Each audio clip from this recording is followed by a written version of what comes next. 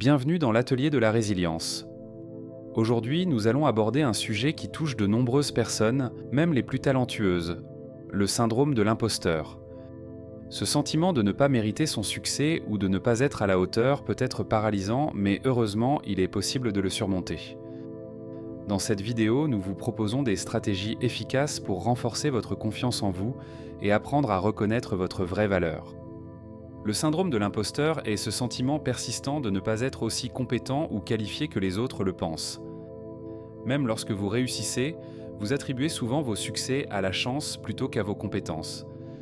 Ce phénomène peut conduire à l'autocritique excessive, à la peur d'échouer et même à l'anxiété. Mais il est important de se rappeler que le syndrome de l'imposteur n'est pas une vérité objective, c'est une perception erronée de soi-même. Les personnes touchées par le syndrome de l'imposteur peuvent éprouver divers symptômes, tels que doute constant sur leurs compétences et réalisations, peur d'être découvert comme un fraudeur, tendance à minimiser leurs succès ou à les attribuer à des facteurs externes comme la chance, perfectionnisme qui peut conduire à l'épuisement ou à l'anxiété.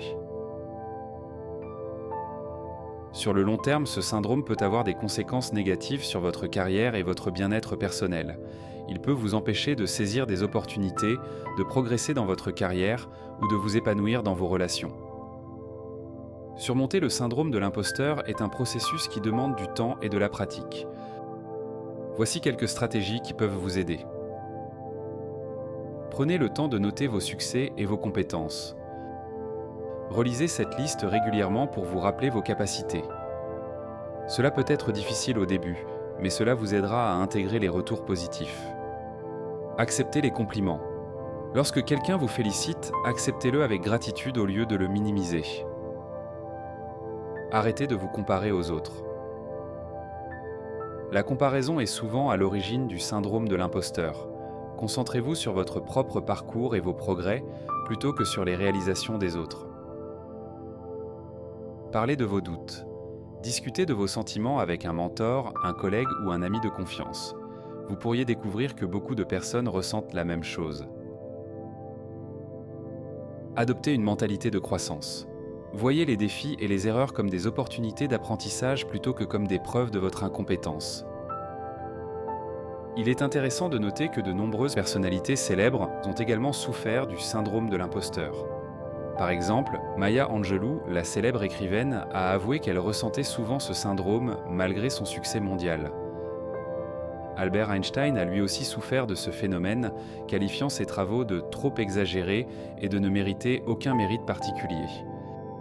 Emma Watson, actrice et activiste, a parlé ouvertement de son sentiment de ne pas mériter sa réussite malgré ses nombreux accomplissements. Ces exemples montrent que le syndrome de l'imposteur ne discrimine pas et qu'il est possible de le surmonter pour continuer à exceller dans sa carrière et sa vie personnelle. Le syndrome de l'imposteur peut être un obstacle majeur à votre épanouissement personnel et professionnel, mais en reconnaissant ce phénomène et en appliquant les stratégies que nous avons partagées aujourd'hui, vous pouvez le surmonter. Je vous encourage à commencer dès maintenant à valoriser vos compétences et à accepter vos succès avec confiance.